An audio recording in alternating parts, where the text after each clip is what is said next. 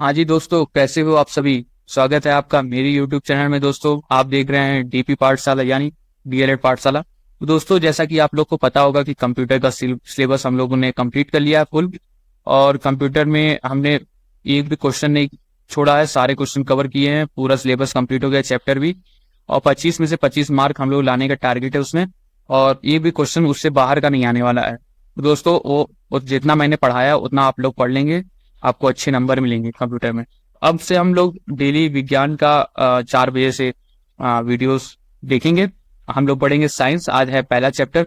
आज की वीडियो में थोड़ा लेट हो गया है क्योंकि थोड़ा ऑडियो में थोड़ा ग्लिच हो गया था, तो इसलिए फिक्स करने की वजह से थोड़ा लेट हो रहा है ये।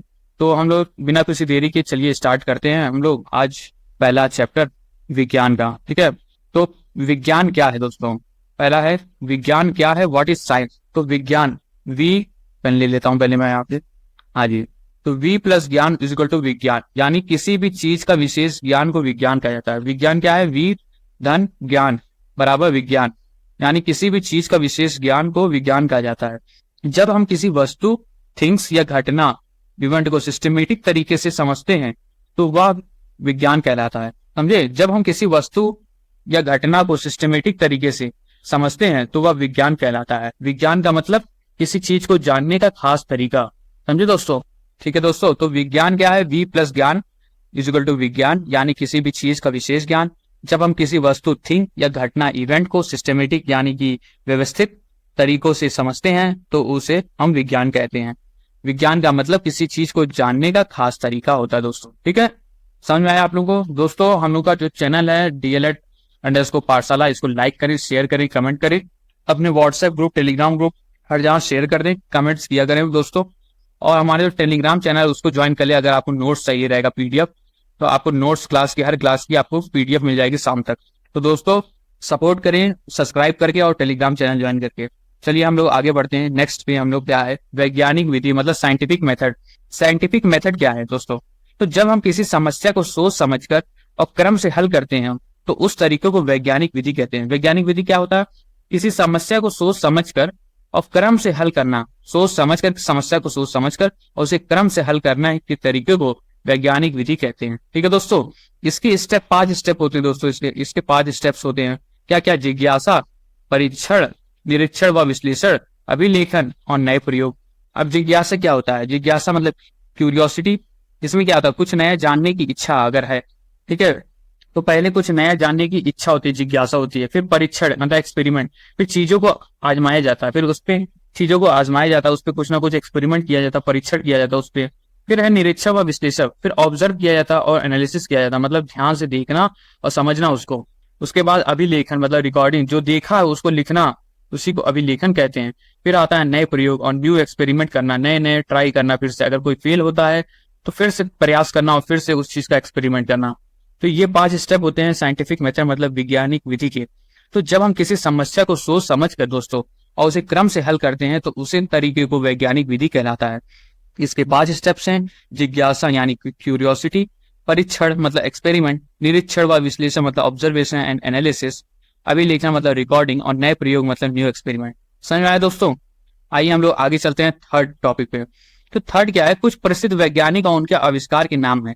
तो कई फेमस साइंटिस्ट थे जिनका इन्वेंशन था, उसको हम लोग आज पढ़ेंगे कि कुछ हम लोग याद कर लेते हैं, जिससे कभी कभी एक नंबर भी पूछा जाता है, जैसे कि बल्ब का आविष्कार किसने किया था या टेलीफोन का आविष्कार किसने किया था। तो उसके लिए आपके लिए ये क्वेश्चन है। तो हम लोग पढ़ते हैं, बल्ब का आविष्कार किसने किया था, एडिसन ने। ठीक, फिर टेलीस्कोप का गैलीलियो ने, radio Marconi, penicillin Alexander Fleming, atomic bomb यानी परमाणु बम ओटो हैन। ठीक है, भाप इंजन मतलब स्टीम इंजन जेम्स वॉट ने, टेलीफोन ग्राहम बेल ने। ठीक है दोस्तों, समझ में आया ना। एडिसन जो है वो बल्ब किया था, गैलीलियो ने दूरबीन, मार्कोनी ने रेडियो, अलेक्जेंडर फ्लेमिंग ने पेंसिलिन, ओटो हॉर्न ने परमाणु बम, जेम्स वॉट ने भाप का इंजन और ग्राहम बेल ने टेलीफोन का। ये सारे आविष्कार थे और उनके प्रसिद्ध वैज्ञानिक थे। ठीक है दोस्तों, आशा करते हैं आप लोग को समझ में आता होगा ये लेक्चर। और ये लेक्चर हो सकता है थोड़ा बड़ा हो क्योंकि पहली क्लास है विज्ञान की, तो उसकी कोई दिक्कत नहीं, क्योंकि मैं जो अपना नोट्स लाता हूँ वो बहुत ही सुंदर और बहुत ही आसान नोट्स रहता है मेरा। आप उसको एक बार पढ़ लेंगे क्या केवल रीड कर लेंगे या फिर सुन लेंगे तो आप अच्छे से उसको याद हो जाएगा आपके दिमाग में, और अच्छे से आप उसको लिख करके आएंगे और अच्छे से नंबर भी मिलेगा आपको। ठीक है दोस्तों, चलिए हम लोग नेक्स्ट टॉपिक पे चलते हैं। जी हाँ दोस्तों, तो अगला चीज है प्रौद्योगिकी क्या है। प्रौद्योगिकी क्या है मतलब व्हाट इज टेक्नोलॉजी, टेक्नोलॉजी क्या चीज है। तो जब हम विज्ञान के नियमों और सिद्धांतों का इस्तेमाल करके कुछ ऐसी चीज बनाते हैं जो कि मानव के लिए फायदेमंद हो, तो उसे ही हम प्रौद्योगिकी कहते हैं, मतलब टेक्नोलॉजी कहते हैं। क्या होता है, जब हम विज्ञान के नियमों और उसके सिद्धांतों का इस्तेमाल करके कुछ ऐसी चीज बनाते हैं जो कि मानव के लिए फायदेमंद होती है, तो उसे ही प्रौद्योगिकी कहा जाता है, मतलब टेक्नोलॉजी कहा जाता है। समझे दोस्तों। आइए अब हम देखते हैं कि विज्ञान हमने पढ़ लिया, प्रौद्योगिकी पढ़ लिया, अब इन दोनों में संबंध क्या होता है, कुछ ना कुछ संबंध होता है ना। तो विज्ञान के नियम बनाए, विज्ञान ने नियम बनाते हैं, ठीक है, विज्ञान जो है वो नियम है, ठीक। लेकिन प्रौद्योगिकी क्या है, उन नियमों का उपयोग करके, उन नियमों का उनका प्रयोग करके नई चीजें बनाना, उसी को प्रौद्योगिकी कहते हैं, ठीक है। तो दोनों एक दूसरे के विकास में मदद करते हैं, विज्ञान और प्रौद्योगिकी में एक दूसरे के विकास में मदद करते हैं। विज्ञान क्या है, विज्ञान में नियम बनाए हैं और प्रौद्योगिकी ने उसका प्रयोग करके नई चीजें बनाई गई है। समझे। तो ये चीज है आपका प्रौद्योगिकी क्या है और उसके संबंध। ठीक है दोस्तों। जी हाँ दोस्तों, तो अगला चीज टॉपिक हम लोग का विज्ञान व प्रौद्योगिकी को का दैनिक जीवन में उपयोग। तो इनका विज्ञान और प्रौद्योगिकी का दैनिक जीवन में उपयोग क्या है, क्या यूज है। तो पहला उपयोग आप उसमें परिवहन आ जाता है, चिकित्सा आ जाता है, जनसंचार आ जाता है, मनोरंजन आ जाता है। अब परिवहन मतलब ट्रांसपोर्ट में क्या क्या आ जाएगा, रिक्शा आ जाएगा, साइकिल आ जाएगी, बस, ट्रेन, जहाज, हवाई जहाज, ये सारी चीजों में विज्ञान का भी उपयोग होता है, प्रौद्योगिकी का भी उपयोग होता है। ठीक है दोस्तों, आगे चलते हैं। चिकित्सा, मेडिकल में क्या है, आपका टीबी हो गया, हैजा हो गया, चेचक हो गया, जैसी बीमारियों की दवाइयां हो गई, ये सारे आपके विज्ञान प्रौद्योगिकी में आते हैं। ऑपरेशन हो गया, एक्सरे हो गया, अल्ट्रासाउंड हो गया, एमआरआई हो गया। ठीक है दोस्तों। जनसंचार में कम्युनिकेशन, उसमें क्या होता है, टेलीफोन हो गया, फैक्स हो गया, ईमेल हो गया, मोबाइल हो गया, टेलीग्राम हो गया, ये सारी चीजें आपकी विज्ञान और प्रौद्योगिकी में आती है। मनोरंजन में आपका रेडियो हो गया, टीवी होगा, म्यूजिक सिस्टम हो गया, टेप रिकॉर्डर और वीडियो गेम। समझे दोस्तों। तो ये सारी चीजें आपके दैनिक जीवन में उपयोग होती है और ये सब चीजों का विज्ञान और प्रौद्योगिकी से लेन होता है। ठीक है, तो ये था हम लोगों का विज्ञान व प्रौद्योगिकी का दैनिक जीवन में उपयोग। समझ में आया आप लोगों को। समझ में आया तो आइए हम लोग नेक्स्ट पे चलते हैं। नेक्स्ट टॉपिक है कृषि क्षेत्र में विज्ञान। अब कृषि क्षेत्र में विज्ञान का क्या रोल है, क्या चीज विज्ञान का है। ठीक है, तो पहले जो खेती होती थी वो परंपरागत होती थी, ठीक है। लेकिन अब क्या होता है, अब यंत्रों और तकनीकों से ज्यादा फसलें होती है। अब यंत्र, टेक्नोलॉजी और तकनीक जो है उन सबका यूज करके, उस सबका इस्तेमाल करके फसल जो होती है वो बहुत ज्यादा होती है। पहले परंपरागत तरीके से होती थी तो कम होती थी। उदाहरण के लिए ट्रैक्टर, ट्यूबवेल। अब ट्रैक्टर का काम यूज होता है जुताई करने के लिए पहले, और हो गया ट्यूबवेल हो गया आपका, फिर हो गया यूरिया हो गया, सुपर फॉस्फेट हो गया, बीज हो गया, सिंचाई का साधन हो गया। तो ये सारी चीज का इस्तेमाल करके विज्ञान कृषि में इसकी जो फसलें होती हैं उसको और अच्छे से ज्यादा किया जा सकता है। तो हरित क्रांति क्या हुई थी, ग्रीन रेवोल्यूशन जो हुआ था, ये क्वेश्चन जो है आपकी फर्स्ट सेमेस्टर में भी आ चुका है, सेकंड सेमेस्टर में भी आया था, सेकंड सेमेस्टर में पेपर में भी आया था। हरित क्रांति क्या, ग्रीन रेवोल्यूशन जिसे कहा जाता है। तो इसके 3 पॉइंट है, 3 पॉइंट आप इसको याद करिए, कभी भी पूछा जाए आप बता दीजिएगा किसी को भी। तो 1966 से 1967 में शुरू हुआ था ग्रीन रेवोल्यूशन, जिसको हरित क्रांति कहा जाता है। भारत में इसके जनक जो है वो MS स्वामीनाथन है, MS स्वामीनाथन। ठीक है दोस्तों। और इसका उद्देश्य क्या था, ज्यादा बीज लगाना, खाद और सिंचाई से फसल बढ़ाना। समझिए, इन सब चीजों से ज्यादा बीज लगाना, खाद और सिंचाई से फसल बढ़ाना, मेन इसका उद्देश्य जो था, मुख्य उद्देश्य जो था इसका, कि आपका फसल को बढ़ाना है किसी तरीके से। इसी को हरित क्रांति कहा जाता है, मतलब ग्रीन रेवोल्यूशन कहा जाता है दोस्तों। समझे ना, ग्रीन रेवोल्यूशन किसे कहा जाता है। आइए अब हम लोग नेक्स्ट टॉपिक पे चलते हैं। नेक्स्ट टॉपिक हम लोग का है विज्ञान के नुकसान। अब किसी भी चीज के फायदे भी होते हैं, उसके नुकसान भी होते हैं, तो कुछ ना कुछ विज्ञान के हमने फायदे पढ़ लिए हैं, तो अब नुकसान भी पढ़ लेते हैं एक बार, साइड इफेक्ट्स ऑफ साइंस। तो जब भी तो आपके लिए आएगा क्वेश्चन कि विज्ञान के नुकसान क्या होते हैं, तो हर तरीके के आप पोल्यूशन लिख दीजिए, क्योंकि जो जितनी भी टेक्नोलॉजी होती है उसमें कुछ ना कुछ पोल्यूशन तो होता है, प्रदूषण। तो जल प्रदूषण आप लिख दीजिए, ध्वनि प्रदूषण, वायु प्रदूषण और मृदा प्रदूषण। अब जल प्रदूषण मतलब वाटर पोल्यूशन में कारखानों का पानी जो होता है। ध्वनि प्रदूषण में नॉइज पोल्यूशन मतलब तेज हवाएं। वायु प्रदूषण में पेड़ों की कटाई। और मृदा प्रदूषण से आपका ज्यादा केमिकल का प्रयोग। तो ये सब चीजों का प्रयोग करने की वजह से हमारी दैनिक जीवन तो आसान हो गई है, लेकिन उससे पर्यावरण को बहुत नुकसान होता है, उससे बहुत ज्यादा प्रदूषण होता है। जैसे कारखानों का पानी जो नाले में जाता है या नदी में जाता है, तो उससे पानी गंदा होता है। तेज हवाएं आपकी हैं, पेड़ों की कटाई से एयर पोल्यूशन होता है, और खेत में ज्यादा केमिकल या फर्टिलाइजर या जो भी केमिकल होते हैं, रासायनिक केमिकल होते हैं, उनका प्रयोग करके आपको जो मृदा होती है उसको प्रदूषित किया जाता है। तो ये सारी चीजें नुकसान थे विज्ञान के। अब इसके नुकसान है तो कुछ ना कुछ उपाय भी होना चाहिए। तो बचाव के उपाय क्या, बचाव के उपाय क्या होते हैं इसके? तो बचाव के 2 उपाय आप लिख सकते हैं। प्राकृतिक संसाधनों का सही उपयोग, मतलब नेचुरल रिसोर्सेज जो आपका है उसका सही उपयोग किया जाए। प्राकृतिक संसाधनों का सही उपयोग करना और नई तकनीकों को समझदारी से प्रयोग करना। अब जो नई तकनीकें बन रही है, नई टेक्नोलॉजी जो हो रही है, तो उसका समझदारी से प्रयोग करना। उसको ये ध्यान में रखना कि उसको उससे क्या नुकसान हो सकता है, क्या फायदे हो सकते हैं। तो जिसका नुकसान कम हो उसको प्रीफर किया जाए, उसका यूज किया जाए। तो नई तकनीकों को समझदारी से प्रयोग किया जाए और प्राकृतिक संसाधनों का सही उपयोग किया जाए। समझे दोस्तों? आशा करता हूँ आप लोगों को समझ में आता होगा दोस्तों। तो चलिए, अब आप लोग को समझ में आ गया है तो हम लोग नेक्स्ट टॉपिक पे चलते हैं। दोस्तों, हम पहले से फिर से आपको रिमाइंड कर देते हैं कि आप डीएलएड पाठशाला यानी डीपी पाठशाला को लाइक करें, सब्सक्राइब कर दीजिए, इसको बेल आइकन दबा दें, जिससे नेक्स्ट जब कोई क्लास आया करे तो आप लोगों को रिमाइंड मिल जाया करे। ठीक है दोस्तों? तो और टेलीग्राम चैनल ज्वाइन कर लें। अगर आपको ये वाली पीपीटी चाहिए, पीडीएफ चाहिए, तो आप लोग टेलीग्राम चैनल को भी ज्वाइन कर सकते हैं। ठीक है दोस्तों? आइए हम लोग आगे पढ़ते हैं। अनुकूलन। अनुकूलन मतलब एडाप्टेशन। एडाप्टेशन क्या होता है? जब कोई भी चीज हम अपने आप को अडाप्ट कर लेते हैं वातावरण के हिसाब से, अपने वातावरण जैसा है, जैसे अगर हम ठंड के इलाके में रह रहे हैं तो हमको ठंड ना लगे, हम मरे ना।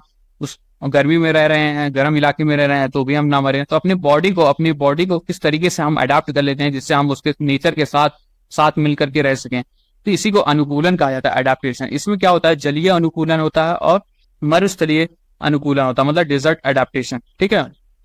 अब जलीय अनुकूलन क्या होता है? एक्वेटिक मतलब पानी में एडाप्टेशन, जैसे मछली जैसे हो गई। मछली में क्या होता है? जल रोधी स्किन होती है। मछली में क्या होता है? जल रोधी स्किन होती है जो पानी में उसको रहने देती है। और गिल्स होते हैं। गिल्स क्या होते हैं? सांस लेने के लिए पंख होते हैं। समझे? तो आपका जलीय जीव पानी में रहने के लिए इन विशेषताओं को विकसित करते हैं। कौन कौन सी विशेषताएं? जैसे कि आपका हो गया जल रोधी स्किन, ठीक है। फिर आपका हो गया पंख यानी फिन्स, जो संतुलन और गति के लिए होता है। गिल्स जो है वो पानी में खुली ऑक्सीजन को लेने के लिए होता है। समझे दोस्तों? इसी तरीके से तैरने के लिए आपका वायु थैली होती है, तैरने के लिए। ये सारी चीजें होती हैं। इसी तरीके से जलकुंभी जो है, जलकुंभी क्या होता है? जलकुंभी एक पौधे होते हैं, पानी में लगा रहता है ना, पानी में रहता है पौधे, उसी को जलकुंभी कहते हैं। इसके पास जो होते हैं स्पंजी तना होता है। स्पंजी तना क्यों होता है? इसमें हवा भर करके पानी में तैरते हैं। ये स्पंजी तना में हवा भरा रहता है और हवा की वजह से वो पानी पे तैरता रहता है। समझे दोस्तों? और दूसरी चीज हल्की फुल्की पत्तियां होती हैं इसकी। हल्की फुल्की पत्तियां से पानी की सतह पर फैलाव होता है। हल्की फुल्की पत्तियों की वजह से पानी की सतह पर फैलाव होता है, इसलिए ये वहां पे रह पाते हैं। इसी के लिए इसको कहते हैं जलीय अनुकूलन। ठीक है दोस्तों? इसी तरीके से मरुस्थलीय आपका जीवों का अनुकूलन, जैसे ऊंट हो गया, नागफनी हो गया। नागफनी मतलब कैक्टस, आपने पढ़ा होगा। ठीक है? अब ऊंट हो गए, देखिए ऊंट की हमने फोटो भी लगा ली है एक छोटी सी। ठीक है? ऊंट के क्या होते हैं? गद्देदार पैर होते हैं, रेत में चलने के लिए आपके गद्देदार पैर होते हैं। कुबड़ होता है ऊंट में कुबड़ क्या होता है? चर्बी जो होती है, फैट होता है। फैट में पानी, चर्बी से पानी जो रहता है और ऊर्जा मिलती है। ठीक है दोस्तों? गद्देदार पैर होते हैं जिससे गर्म रेत पर चलने के लिए आसानी होती है। कैक्टस जो हो गया, नागफनी, उसमें कांटे जैसे पत्तियां होती हैं, है ना। मतलब कांटेदार वाली पत्तियां क्यों होती है? क्योंकि पानी का जो वाष्पीकरण होता है, मतलब इवेपोरेशन होता है, उसको रोकने के लिए, मतलब कम हो। क्योंकि नागफनी कहाँ होता है?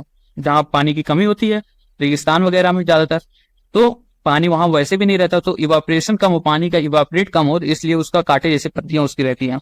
ठीक है दोस्तों? गहरी जड़ें होती हैं इसके, मोटा तना होता है, गहरी जड़ें होती है। मोटा तना क्यों? पानी को जमा करने के लिए। गहरी जड़ें होती हैं जमीन में से नमी लेने के लिए। तो ये सारी चीजें आपको अपने आप को अडॉप्ट कर लेती है चीजें, जिससे कि वो वातावरण में रह सकें उसके साथ। तो अनुकूलन हो गया एडाप्टेशन, जिसमें जलीय अनुकूलन आ गया और आपका मरुस्थलीय आपका अनुकूलन आ गया। ठीक है दोस्तों? आइए हम लोग नेक्स्ट टॉपिक पे चलते हैं। आप लोग, आशा करते हैं आप लोग को ये समझ में आया होगा। अब हम लोग चलते हैं रोचक विज्ञान तक। कुछ फन फैक्ट्स हैं, मतलब रोचक तथ्य हैं जो विज्ञान से जुड़े हैं, तो उसको हम लोग एक बार पढ़ लेते हैं। कुछ क्वेश्चंस हैं। हाँ जी दोस्तों, तो पहला है एलपीजी गैस। आपके बार घर जैसे आपने नोटिस किया होगा दोस्तों, तो एलपीजी गैस जो सिलेंडर होता है उसमें गंध आती है, महकता रहता है। जब लीक होता है, कभी देखते हैं, या कभी गैस जब आप चेंज करते हैं तो हल्का फुल्का वो महकता है। तो वो क्यों गंध रहती है? वो गंध इसलिए रहती है जिससे अगर लीक रहे तो आपको पता चल सके कि हाँ लीक हुआ कोई गैस, वरना ऐसे कुछ ना कुछ इंसिडेंट हो जाएगा। तो उसके लिए उसमें क्या एलपीजी गैस में जो होता है इथाइल मरकैप्टन मिलाया जाता है ताकि रिसाव की गंध आए। समझे? इसमें क्या होता है? इथाइल मरकैप्टन मिलाया जाता है जिससे रिसाव की गंध आए। ठीक है? अब आपने एक चीज और देखी होगी, आपने मेले वगैरह में आप गए होगे तो गुब्बारा आपने देखा होगा ना, तो गुब्बारे में जो हवा डलती है, तो गुब्बारा जब आप छोड़ेंगे तो गुब्बारा आसमान में चलने लगेगा, ऊपर जाने लगेगा, ऊपर जाएगा और फिर धीरे धीरे गायब हो जाएगा वो। लेकिन आप घर में जब आप गुब्बारा लाते हो और अपने से फुलाते हो तो वो चीज ऊपर नहीं जाता है, तो आपने नोटिस किया होगा कि ऐसा क्यों होता है कि बाहर वाला जो गुब्बारा होता है जो हम लोग मार्केट से लाते हैं फुला करके, वो ऊपर उड़ जाता है, और जो हम लोग घर पे उड़ाते हैं या बर्थडे में हम जो लोग बनाते हैं वो नहीं उड़ता है। तो उसकी वजह क्या है? उसकी वजह यह है कि हाइड्रोजन गैस जो बाहर हम लोग को यूज होता है वो हाइड्रोजन गैस रहती है। हाइड्रोजन गैस की वजह से, हाइड्रोजन गैस जो होती है वो बहुत हल्की होती है। हल्की गैस होने की वजह से वो वातावरण में मतलब ऊपर जाती रहती है, ऊपर जाती रहती है। जो भारी गैस होती है वो नीचे रहती है, हल्की गैस ऊपर जाती है, तो उसकी वजह से बैलून जो होता है, गुब्बारा जो होता है, वो भी ऊपर जाने लगता है। समझे दोस्तों?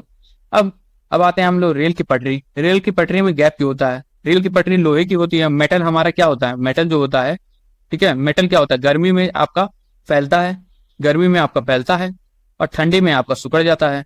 समझे दोस्तों? ठंडी में आपका सिकुड़ता है। तो ये जो गैप अगर हम नहीं रखेंगे तो ये आपस में ये पटरिया जो है वो टूट जाएगी, क्योंकि उसको फैलने का मौका नहीं मिलेगा, उसको जगह नहीं मिलेगी फैलने के लिए। इसलिए गर्मियों में लोहा फैलता है, इसलिए बीच में जगह छोड़ी जाती है जिससे कि पटरियां टूटे ना, खराब ना हो। अब हम पढ़ते पॉलीथीन। पॉलीथीन आपने देखा होगा, पॉलीथीन के क्या क्या उपयोग होते हैं? तो एक होता है पॉलीथीन थैले, फिर आता है बोतलें, और होता है फिल्म पैकिंग। ठीक है, तो ये थे कुछ रोचक तथ्य दोस्तों। एलपीजी गैस में आपका इथाइल कैप्टन होता है। गुब्बारा ऊपर जाता है क्योंकि उसमें हाइड्रोजन गैस होती है। लोहा और जो रेल की पटरी में गैप होता है वो इसलिए होता है क्योंकि लोहा फैलता है गर्मियों में। पॉलीथीन के उपयोग हो गया प्लास्टिक के थैले, बोतलें और पैकिंग के लिए। फ्यूज हम लोग पढ़ते हैं। आइए, फ्यूज क्या होता है दोस्तों? आपने देखा होगा कई सारी चीजों में इस तरीके का फ्यूज रहता है। ठीक है, ये वायर रहती है, एक वायर रहती है, एक इंटर वायर, ये वायर जाती है, यहाँ से आपका करंट जाता है, और यहाँ से आपका नॉर्मल कोई भी डिवाइस रहती है, मान लो कंप्यूटर है, लैपटॉप है, उसमें लगा रहता है। तो फ्यूज का काम क्या काम होती है? यह एक सुरक्षा यंत्र है जो कभी अधिक करंट आने पर बिजली को बंद कर देता है। यह एक सुरक्षा यंत्र है, यह सुरक्षा के लिए होता है, जिससे आपका डिवाइस जो है, आप जो चीज इस्तेमाल कर रहे हैं वो खराब ना हो। क्योंकि अगर अधिक करंट आ जाता है, कभी कभी आप देखते हैं वोल्टेज ज्यादा आ जाता है, करंट एक बार ज्यादा आ जाता है, तो चीजें तो खराब होने का चांस हो जाता है, या चीजें जल जाती है, कभी कभी टीवी जल जाती है, फ्रिज जल जाती है। तो अब क्या होता है, फ्यूज आने लगा है हर चीजों में। अब फ्यूज लगता है। फ्यूज क्या करता है? फ्यूज में एक वायर रहती है। वायर क्या करती है? वो वायर उस तरीके से डिजाइन की जाती है, उतना उसका प्रॉपर्टी कैपेसिटी होता है कि अगर इस गिवन रेंज में अगर करंट आ रहा है, अगर मान लो ए और बी से की रेंज में आपका करंट आ रहा है, तो करंट पास हो जाएगा। ठीक है, तो आपकी डिवाइस से चलेगी। लेकिन अगर ए बी से ज्यादा करंट आ रहा है, मतलब कभी ज्यादा करंट हो जा रहा है, तो ये क्या होता है, जैसे ही करंट लेगा वायर, ये वायर जल जाएगा, फ्यूज जल जाएगा, और जलने की वजह से ये कनेक्शन टूट जाएगा, ब्रेक हो जाएगा। तो जब कनेक्शन ब्रेक हो जाएगा तो आगे जो है वो कनेक्शन जाएगा नहीं, करंट जाएगा नहीं, और आपका जो डिवाइस है वो सेव हो जाएगा, बच जाएगा। तो यही काम होता है फ्यूज का। फ्यूज क्या है? एक सुरक्षा यंत्र है जो अधिक करंट आने पर बिजली को बंद कर देता है। कैसे बंद कर देता है? वो जल जाता है या टूट जाता है वो वायर, जिससे कनेक्शन ब्रेक हो जाता है। फिर हम क्या करते हैं? फिर हम रिपेयर करने के लिए हमको किसी को बुलाना नहीं पड़ेगा, इलेक्ट्रिशियन को। आप जाइए मार्केट से फ्यूज ले आइए, फ्यूज को आप रिप्लेस कर दीजिए, उसको बदल दीजिए दूसरे फ्यूज से, आपकी चीजें चलने लगेंगी, क्योंकि कनेक्शन जो है वो आपका जुड़ जाएगा। ठीक है दोस्तों, अब हम लोग आगे चलते हैं। कैंची कौन सा उत्तोलक होता है? उत्तोलक के बारे में हमने फर्स्ट सेमेस्टर में भी पढ़ा था, सेकंड सेमेस्टर में भी पढ़ा था, इस बार भी हम लोग पढ़ लेते हैं कि वो कैंची जो है वो कौन सा उत्तोलक है। तो आप लोग जानते होंगे दोस्तों, प्रथम उत्तोलक है, प्रथम प्रकार का फर्स्ट क्लास का उत्तोलक है कैंची। ठीक है, आइए फिर हम लोग आगे चल हो गया। तो आज हम के लेक्चर में ये था हम लोग का क्लास 1। आज के लेक्चर में हमने पढ़ा विज्ञान क्या है, व्हाट इज साइंस, वी प्लस ज्ञान। ठीक है, यानी किसी भी चीज का विशेष ज्ञान। जब हम किसी वस्तु घटना का सिस्टमेटिक तरीके से समझते हैं तो उसे विज्ञान कहलाता है। फिर हमने पढ़ा वैज्ञानिक विधि क्या होती है, उसके स्टेप्स हमने 5 स्टेप्स देख लिए हैं, जिससे जिज्ञासा, परीक्षण, निरीक्षण, विश्लेषण, अभिलेखन और नए प्रयोग आते हैं। फिर हमने कुछ प्रसिद्ध वैज्ञानिकों को देखा, उनकी इन्वेंशन मतलब आविष्कार को देखा। प्रौद्योगिकी क्या है, टेक्नोलॉजी क्या है, और विज्ञान और प्रौद्योगिकी में अंतर क्या, मतलब संबंध क्या है, ये हमने पढ़ा। उसके बाद से हमने इन दोनों का, विज्ञान और प्रौद्योगिकी का दैनिक जीवन में उपयोग क्या होता है उसका हमने देखा। कृषि क्षेत्र में क्या विज्ञान का यूज है, क्या चीज है, वो हमने पढ़ा। हरित क्रांति हमने पढ़ी। फिर हमने देखा विज्ञान के नुकसान क्या होते हैं और उसके बचाव के उपाय क्या हैं। उसके बाद हमने मेन टॉपिक पढ़ा अनुकूलन मतलब अडेप्टेशन। इसमें हमने पढ़ा जलीय अनुकूलन मतलब इक्वेटिक अडेप्टेशन, और मरुस्थलीय आपका अनुकूलन मतलब डेजर्ट एडेप्टेशन। उसके बाद से हमने कुछ रोचक तथ्य पढ़े विज्ञान के। ठीक है दोस्तों, आइए हम लोग रिवाइज कर लेते हैं एक बार फिर से शॉर्ट नोट से। विज्ञान क्या है? विशेष ज्ञान मतलब नियम प्लस नियमों की समझ। ठीक है, वैज्ञानिक विधि में जिज्ञासा से शुरू होकर प्रयोग तक जाते हैं। वैज्ञानिक विधि क्या होता है? जिसमें जिज्ञासा से 5 स्टेप बताया था मैं, जिज्ञासा उसमें पहला था, और प्रयोग तक आप जाता है। ठीक है, प्रौद्योगिकी क्या है? टेक्नोलॉजी मतलब विज्ञान का उपयोग करके कुछ ऐसा चीज बनाए जो हमारे दैनिक जीवन को आसान करे या ह्यूमंस के काम है। ठीक है, परिवहन, चिकित्सा, मनोरंजन में तकनीक का बड़ा रोल होता है। हरित क्रांति से फसल बढ़ी है। ऊँट रेगिस्तान का जहाज है, अनुकूलन का उदाहरण है, एडेप्टेशन का। एलपीजी का गन सुरक्षा के लिए होता है। क्या होता है? इथाइल मरकैप्टन होता है इसमें, इथाइल। विज्ञान से लाभ भी है और हानि भी, समझदारी जरूरी है इसके लिए। ठीक है, तो ये था दोस्तों लेक्चर 1, पहली क्लास विज्ञान की। आशा करता हूँ आप लोग को अच्छी लगी होगी। कल से 4 बजे डेली आ जाएगी ये आपकी क्लास विज्ञान की। तो दोस्तों आशा करते हैं आप लोगों को अच्छा लगा होगा। और इन न्यूज हमने आपको बता देते हैं, ब्रेकिंग न्यूज। हमने फ्री सीरीज जो स्टार्ट की है डीएलएड बीटीसी 3rd सेमेस्टर की, तो कुछ बच्चों ने काफी रिक्वेस्ट की कि सर आप बहुत अच्छा पढ़ाते हैं, आप प्लीज हमको सेमेस्टर 1 के लिए भी पढ़ाइए, हिंदी इंग्लिश मीडियम के लिए, जिससे आसानी से समझ में आ सके और अच्छे नंबर से पास किया जाए। तो दोस्तों बिना किसी देरी के हम अनाउंसमेंट कर देते हैं आपको ये चीज कि हम लोगों ने स्टार्ट कर दिया है डीएलएड बीटीसी का 1st सेमेस्टर के लिए बैच। कल से हम लोग की पहली क्लासेस रहेगी दोस्तों। कल से हम लोग का पहला क्लासेस रहेगा। पहला पेपर हम लोग पढ़ेंगे बाल विकास मतलब चाइल्ड डेवलपमेंट। ठीक है, तो सुबह 8 बजे क्लासेस रहेगी, Hindi plus medium English medium दोनों के लिए। और सबसे मेन बात, बिल्कुल फ्री रहेगी क्लास और नोट्स भी आप लोगों को फ्री मिलेगा यूट्यूब पे। तो आप लोग चैनल को सब्सक्राइब कर लें, टेलीग्राम चैनल को भी ज्वाइन कर लें और एक दूसरे को शेयर करें। जितना शेयर करेंगे सर उतना ही नॉलेज बढ़ती भी है। जैसे मैं अपना नॉलेज शेयर कर रहा हूँ वैसे आप भी अपना शेयर करिए। ठीक है दोस्तों, तो यह बैच जो है वो 95% टारगेट वाला बैच है। तो इसमें आपको पूरे सिलेबस के साथ आसान भाषा में इतना जबरदस्त समझाएगा कि बस देखो और याद हो जाएगा आप लोगों को। समझे दोस्तों? तो जल्दी से चैनल सब्सक्राइब कर लो, अलार्म लगा देना 8 बजे का और तैयार रहना सुबह कल 8 बजे। ठीक है, 1st सेमेस्टर वालों को शेयर कर दो जितना शेयर करना है। बीटीसी का सबसे स्ट्रॉन्ग बैच स्टार्ट कर रहा हूँ पूरे यूट्यूब पे, पूरे जो कोचिंग इंस्टीट्यूट वाले भी चलाते हैं पैसे लेकर के, उन सबका भी फ्री में पढ़ा रहा हूँ। ठीक है दोस्तों, चलिए मिलते हैं नेक्स्ट वीडियो में। आशा करता हूँ आपको वीडियो अच्छी लगी होगी। लाइक करें, शेयर करें दोस्तों, कमेंट भी कर दें। Thank you so much everyone, bye.